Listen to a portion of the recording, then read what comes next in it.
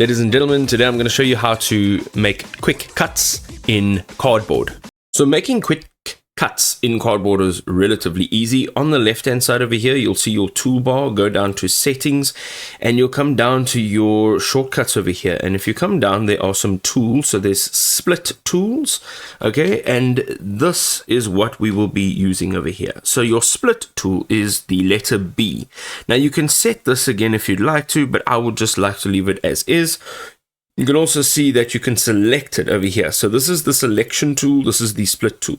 And as you're going about here, let's just push play. Let's say we want to just cut it over there. Let's go ahead, push B, and you are literally going to go over and cut that. You can now see that there's a cut there. You can also go ahead and pretty much cut it anywhere else that you'd like. You can also cut your other tracks, so your music and whatever that you'd like to cut.